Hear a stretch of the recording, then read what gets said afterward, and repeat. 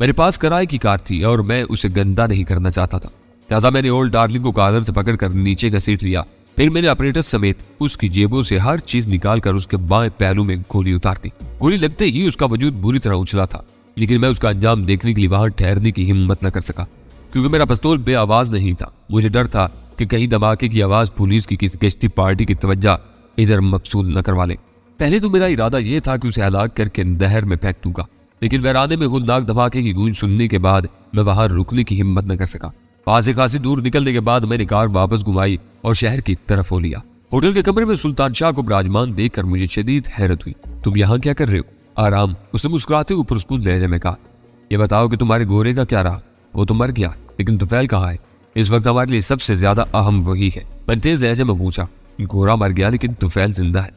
उसे कुछ ज्यादा ही चोट आ गई थी। मेरी वापसी तक होश में नहीं आ सका था, लिहाजा उसे एक दोस्त के हवाले कर आया हूँ। मुझे उससे ज्यादा तुम्हारी फिक्र थी। बाहर रहकर दुश्मन का मुकाबला करना आसान होता है, उसके घर में घुसकर जीतने के लिए बहुत होशियारी और मक्कारी की जरूरत होती है। और दूसरा सबक क्या है? मैंने मज़हकाना लहजे में पूछा। सबक नहीं, मैं सिर्फ ये कहना चाह रहा था कि तुम्हारा काम ज्यादा खतरनाक और मुश्किल था। इस वजह से मुझे अपने शिकार से ज्यादा तुम्हारे बारे में फिक्र लाहक थी कि कहीं शिकार करने की बजाय कुछ शिकार न हो गए हो, जबकि मेरी कारकर्दगी और तुफैल के अंजाम से तुम बखूबी वाकिफ थे। मुझे तो बस उसे लाकर ठिकाने पर ही पहुंचाना था। और डार्लिंग मेरी तवक्को के बरक्स बिल्कुल बोना साबित हुआ। मैंने उसकी जेब से बरामद होने वाली अशिया मेज पर बखेरते हुए कहा। ऐसा मालूम हो रहा था जैसे वो तंजीम से बागी होकर मेरे साथ मिल गया हो। हद तो ये है कि तलाशी के दौरान में उसकी जेबों से असलाह के नाम पर कलम तराज चाकू तक बरामद नहीं हुआ। एतमाद में मारा गया ना? वो मुस्कुराते हुए बोला। पूरे खलूस के साथ तुम्हें अपना आदमी समझ बैठा होगा। तुम उसे घर से निकालने में कैसे कामयाब हो गए? हेरोइन रखने के जुर्म में उसका एक साथी पकड़ा गया है, जो कुछ अर्सा पहले तक यहाँ अपने मुल्क के सफारतखाने में एक अहम अफसर था। शायद यहाँ रहकर उसने आसानी से लखपति बनने की यही तरकीब सीखी होगी, और अब लालच में नाम बदल कर अपने मुल्क से जाली कागजात पर यहाँ आया और हेरोइन खरीदते ही धर लिया क्या। और डार्लिंग उसकी रिहाई के लिए तड़प रहा था। किसी ईमानदार अफसर के हाथ लग गया होगा जो मारा गया। उसने हंसते हुए कहा, वरना ऐसे मामलात में तो सौदा बहुत आसान होता है। बस बरामद होने वाला माल किलो से घटकर ग्रामों में रह जाता है। कुछ लेने देने की जरूरत भी पेश नहीं आती। मसला यह भी है कि गिरफ्तारी के बावजूद माल अभी तक बरामद नहीं हुआ। वो उसी शुगर क्वीन की तलाश में था कि उसके रसूख को बरोकार लाकर डेविड को रिहाई दिलवा सके। इस फिक्र में न सिर्फ वो खुद मारा गया, बल्कि तुफैल भी हमारी तहवील में आ गया। उसने तबसरा किया। यही नहीं, बल्कि शुगर क्वीन की क़यामगाह की निशानदेही भी कर गया। मेरा इंकशाफ सुनकर वो हैरत और मुसर्रत से उछल पड़ा और मैं अपनी रूदात सुनाते हुए मेज पर फैले हुए सामान का जायजा लेने लगा। मुतवफ़्फ़ी की जेबों से जो कुछ बरामद हुआ वो मेरे लिए बिल्कुल बेमसरफ था। मकामी करेंसी, सिक्कों, एक सादा डायरी और रुमाल के अलावा चंद रुक्के थे जिन पर कुछ हिसाब किताब दर्ज था। करेंसी और सिक्के निकालकर मैंने बाकी सामान को दिया सलाई दिखा दी। सुल्तान शाह ने तुफैल की गाड़ी के बारे में अक्लमंदी से काम लिया था और उसे होटल से दूर एक ऐसे इलाके में छोड़ दिया था जहां उसकी दानिश में कई रोज तक भी किसी को कोई लावारिस गाड़ी की मौजूदगी का शुबा तक न होता। मेरा ख्याल था कि उस कार को हम किसी बुरे मौका पर खतरनाक मुहिम में इस्तेमाल कर सकते थे। मेरा इरादा फौरी तौर पर तुफैल की तरफ रवानगी का था, लेकिन सुल्तान शाह ने एहतियात किया को मेरे इंतजार में भूखा बैठा हुआ था। लिहाजा हमने होटल के कमरे में खाना मंगवा लिया। वैसे तो मैं इस बार बहुत तवक्कुआत लेकर लाहौर आया था और मेरा ख्याल था कि मैं तंजीम की जड़ों पर कारी ज़रब लगाने में कामयाब हो जाऊंगा, लेकिन तस्वीर की मौत ने मेरी सारी उम्मीदों पर पानी फेर दिया था। मैं अपने मुशाहिदात और मालूमात की रोशनी में शुरू ही से यह नजरिया कायम किए बैठा था कि हेरोइन फरोशी का वो मुनज़्ज़म और घिनौना कारोबार तस्वीर और तुकीर मिलकर चला रहे थे, लेकिन इस बार मेरे सारे अंदाजे गलत साबित हो गए थे। तवील जिद्दोजहद के बाद तस्वीर से मिल बैठने का मौका आया तो उसे किसी आम मोहरे की तरह नहायत बेदर्दी के साथ रास्ते से हटा दिया गया, और पल भर में उसके अपनों ने उससे यूं बेगानों की तरह आंखें फेर ली जैसे रूए जमीन पर उसका कभी कोई वजूद ही ना रहा हो। तुकीर के बारे में उसने बता ही दिया था कि वो मुल्क से हजारों मील दूर उटावा में बैठा हुआ था। उसके बाद बड़ी मांग की सूरत में मेरे घर आने की एक आखिरी कड़ी बाकी रह गई थी, लेकिन उनके बारे में लाइट्स कॉटेज वालों ने ऐसा संगदिलाना रवैया इख्तियार किया था कि उनका वजूद ही से मुकर कर रह गए थे। दूसरी तरफ वो पुरस्कार शख्स सामने आया था जो तस्वीर के कत्ल का जिम्मेदार था। वो न जाने कौन था, लेकिन मेरे लिए उसने इब्तिदा ही से तुकीर का नाम इख्तियार किया हुआ था और बज़ाहिर तंजीम का सरबराह मालूम होता था। तस्वीर को कोतेने के बाद भी खुशी की बात यह थी कि एक तरफ तुफैल जैसा अहम मोरा हमारे कब्जे में आ गया था, दूसरी तरफ शुगर क्वीन का ठिकाना मेरी निगाहों में आ गया था। ये दो बड़ी कामयाबियां थी जो तंजीम की बेकुनी में आम किरदार अदा कर सकती थी। यह आन क्यों नहीं हो रहा? सुल्तान शाह ने ओल्ड डार्लिंग वाले ऑपरेटर्स पर तवाज़माई करते हुए सवाल किया। मैंने उसका स्विच नकारा कर दिया था। मुरम्मत के बाद भी काबिल इस्तेमाल हो जाएगा। ये अच्छा हुआ, अब हम दोनों ही हर वक्त बाखबर रह सकेंगे। किसी नागुज़ीर जरूरत की सूरत में आपस में राब्ता भी कायम किया जा सकेगा। इसके इस्तेमाल का तरीका तो मालूम ही है तुमको, बस ये याद रखना कि तुम्हारा कोड X और मेरा Y होगा। तीसरा ऑपरेटर मिल गया तो भाभी को Z बना देंगे। वह हंसते हुए बोला। उसकी जुबान से गजाला का जिक्र सुनते ही वह मुस्तरिब हो गया था। लाहौर आने के बाद मैं अपनी मसरूफियात में इस कदर उलझा हुआ था कि उसके बारे में सोचने का मौका ही न मिल सका था, और अब उसका जिक्र आते ही अपने वजूद में शिद्दत के साथ किसी कमी और खला का एहसास होने लगा था। कहाँ खो गए? मुझे खामोश पाकर सुल्तान शाह ने शरारत अमेज अंदाज में टोका। अभी खोने की फुर्सत नहीं है, फारिग हो गए हो तो बस चलती उठो, मैंने उस मौजू को टालते हुए कहा, और फिर हम दोनों ही उठ गए। सुल्तान शाह की रहनुमाई में बादामी बाग के इलाके में उसके दोस्तों की रहाइश गाह पर पहुंचा तो ये देखकर खुशी हुई कि उनका मुतवस्सित अंदाज का मकान किसी गुंजान इलाके में वाक़ नहीं था। आबादी से अलग थलग क्यों रहते हैं ये लोग? मैंने कार कदरे आगे ले जाकर रोकते हुए सवाल किया।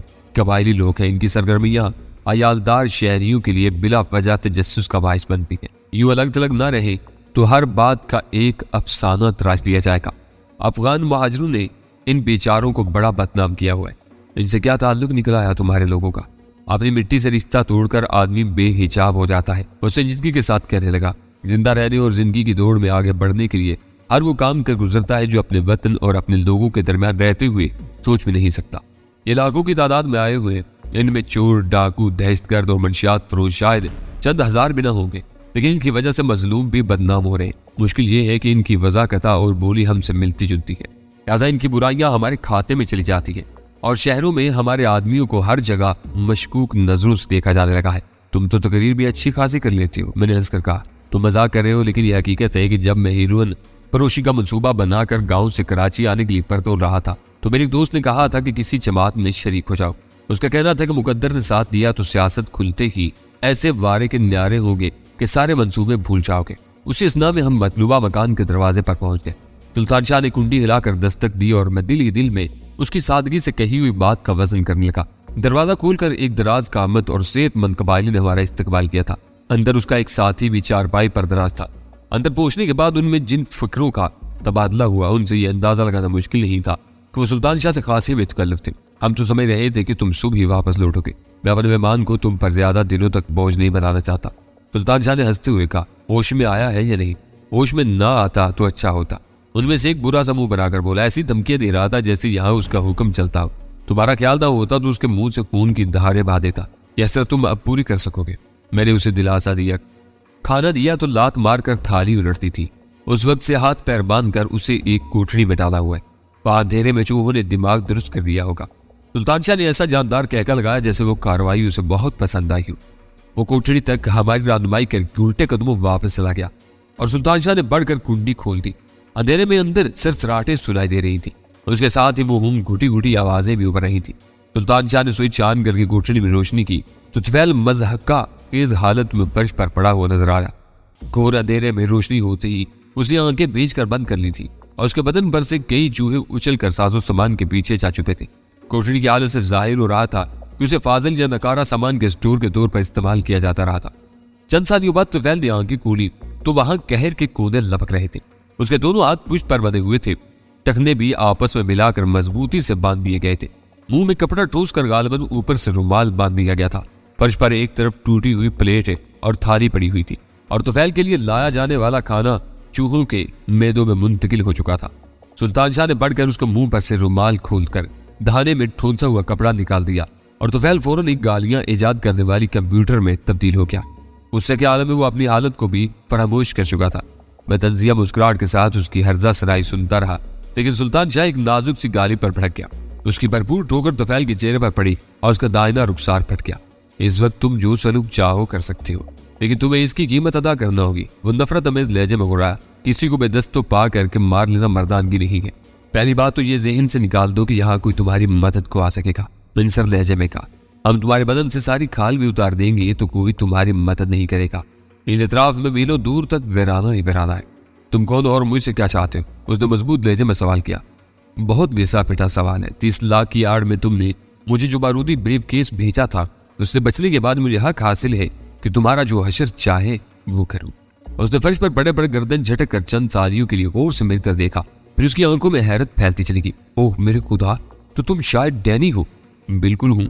ये बताओ कि रकम के बारे में मेरे साथ परेड क्यों किया गया था? लाइट्स कॉटेज की इतराफ में रूनुमा होने वाले वाकयात के सिलसिले में तुम पर शुबा जरूर था, लेकिन यकीन नहीं आ सका था। पहले तुम्हें जिंदा पकड़ने की कोशिश की, फिर तुम्हारा किस्सा पाक करने का फैसला सादर कर दिया गया।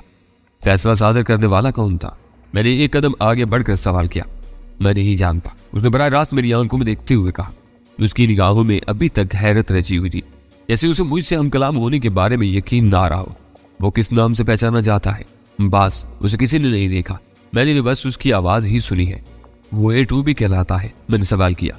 मुझे नहीं मालूम। उसका लहजा उसकी सच्चाई का मजहर था। तो मुझे कैसे पहचानते हो? मैंने चुपते हुए लहजा में सवाल किया। कुछ अर्सा पहले तुम्हारी तस्वीर फराहम की गई थी, तुम्हें देखते ही पकड़ लेने के अहकाम दिए गए थे, जो आज भी बरकरार है। मैंने इजाफा किया और उसने सर हिलाकर मेरी तायद कर दी। लाइट्स कॉटेज में किसका हुक्म चलता है? बज़ाहिर मेरा, लेकिन आम मामलात में मुझे बास से हदायत मिलती है। वैसे वहां काम करने वाला हर शख्स गुमनाम बास का वजूद से वाकिफ है और उसे जिमी लाइट का कोई पुराना नमकख्वार समझा जाता है। जिमी लाइट कहाँ रहता है? कुछ मालूम नहीं, सैलानी आदमी है। मुझे उसके लिए काम करते हुए 10 साल होने वाले हैं, लेकिन मैंने बस 2 बार उसे देखा है। वो किसी एक जगह नहीं रहता, दुनिया भर में घूमता रहता है। लाइट्स कॉटेज में क्या खेल हो रहा है? मुझे नहीं मालूम, उसने कहा, और उस बार मैंने उसका झूठ महसूस कर लिया। इसे खोल दो सुल्तान शाह, मैंने सर लहजे में कहा। इस हालत में इसके साथ कोई बेरहमाना सलूक नहीं कर सकूंगा। सुल्तान शाह ने कदरे हैरत से मेरी तरफ देखा और मुझसे कोई इशारा न पाकर बेदिली के साथ तफैल की बंदिशें खोलने लगा। उसने आखिरी गिरा खोलते ही सुल्तान शाह पर हमला किया था और दोनों बाजुओं में उसकी गर्दन दबोच ली थी, लेकिन उसकी तमाम तर फुर्ती के बावजूद सुल्तान शाह होशियार था। उसने पूरी कुव्वत से तफैल के चेहरे पर टक्कर रसीद की और वो कराता हुआ पीछे गिर गया। मैं जवाब का मुंतजिर हूँ, मैंने सर लहजे में कहा। मुझे हर सवाल का सही जवाब दरकार है, वरना तुम्हें मौत भी अमान न दे सकेगी। काफी मुद्दत के बाद तुम्हारे दर्जे का एक आदमी मेरे हाथ लगा है।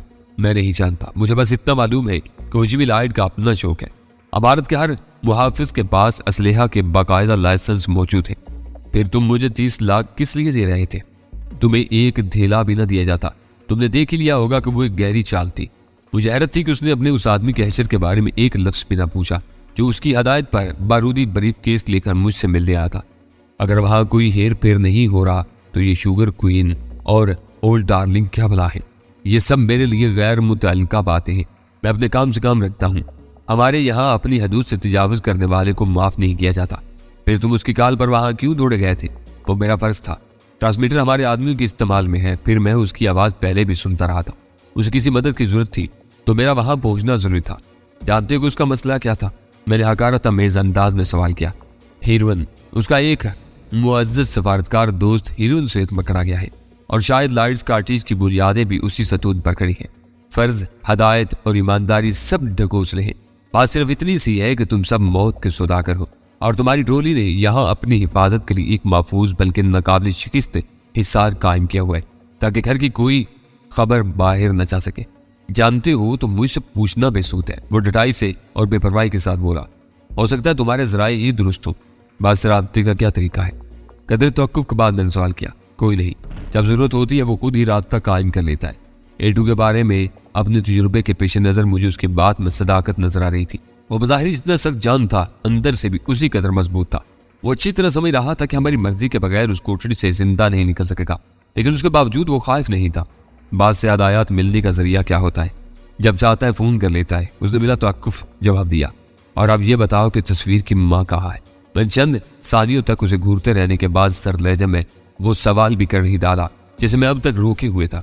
मुझे अंदाजा था कि वो आसानी के साथ इस सवाल का जवाब नहीं देगा और उसका मुंह से सच गिलवाने के लिए मुझे तशद्दुद का सहारा लेना पड़ेगा। उसी वजह से वो सवाल मैंने आखिर के लिए छोड़ दिया था, क्योंकि एक बार उस मौजू पर उससे उलझ पड़ने के बाद मेरे जहन में दूसरे तमाम सवालात गुडमुड हो जाते और गुफ्तगू का तसलसल टूट जाता। दोनों नाम मेरे लिए अजनबी हैं। उसने अपनी जख्मी रुखसार को सहलाते हुए जवाब दिया। मैं उधेड़ कर रखूंगा, मैंने सख्ती के साथ कहा। यह अच्छा किया कि तुमने मेरे हाथ पैर खुलवा दिए। वो इस्तेज़ाइया अंदाज में हंसते हुए बोला। मुझे उधेड़ना इतना आसान साबित न होगा। अगर एक पर एक के असूल पर अमल किया तो मुझे जेर न कर सकोगे। ये खुशफहमी है तुम्हारी। अब मैं हाथ भी ना लगाऊंगा तुम्हें। ये कहते हुए मैंने पिस्तौल निकाल लिया। उसके चेहरे पर तरद्दुद का एक हल्का सा साया आकर गुजर गया।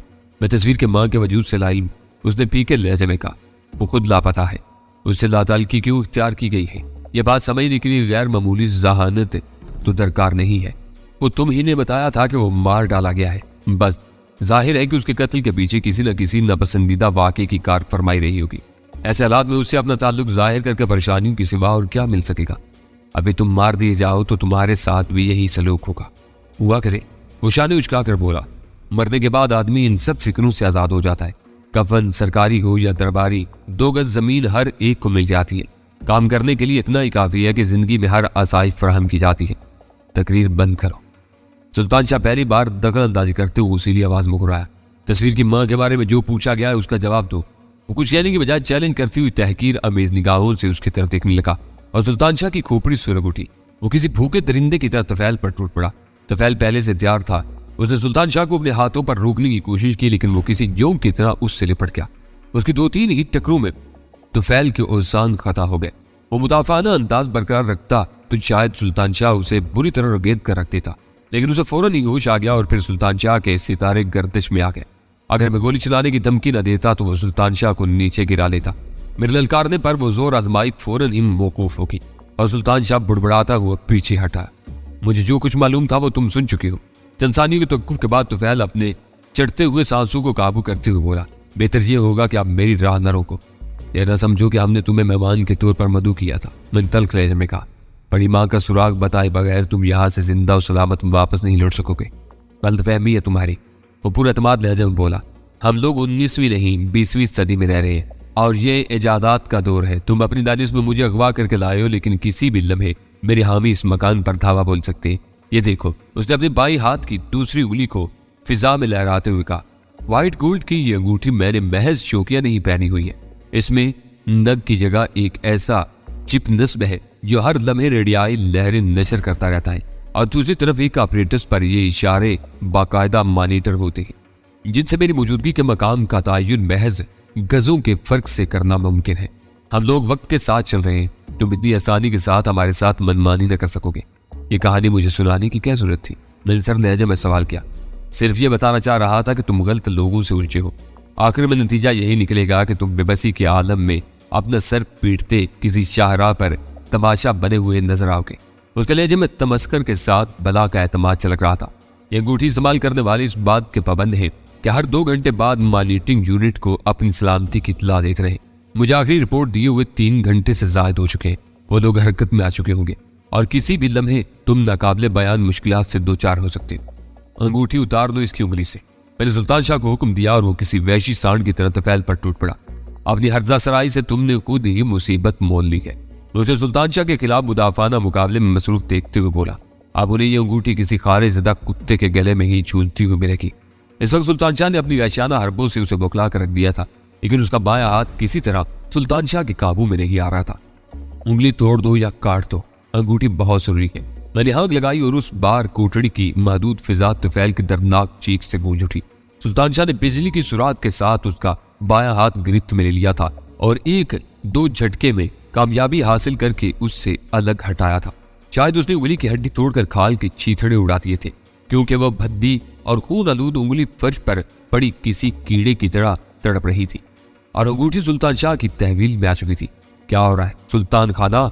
अचानक बाहर से सुल्तान शाह के दोस्तों में से किसी ने सवाल किया। कुछ नहीं, जरा वर्जिश हो रही है, सुल्तान शाह ने बुलंद खुश दिलाना आवाज में कहा। जरूरत हो तो मैं भी आऊं तुम्हारा हाथ बटाने। बाहर से पेशकश की गई, जिसे सुल्तान शाह ने खूबसूरती से टाल दिया। मैंने बढ़कर तुफैल को कुछ समझने का मौका दिए बगैर उसकी खोपड़ी पर पिस्तौल के दस्ते से जर लगाई और वो कराता हुआ तिवरा कर फर्श पर ढेर हो गया। अंगूठी को पूरी कुव्वत से किसी तरफ उछाल दो, मैंने कहा, और सुल्तान शाह ने कोठड़ी से बाहर कुल सेन में निकलकर मेरी हदायत को फौरन ही अमली जामा पहना दिया। इसकी बेहोशी खासी गहरी है, यूं ही पड़ा रहने दो, थोड़ी देर बाद वापस आकर इसे ले जाएंगे। सुल्तान शाह की वापसी पर मैंने मशवरे के तौर पर कहा, इसे कहाँ लादे फिरोगे? मार कर किस्सा ही खत्म क्यों नहीं कर देते?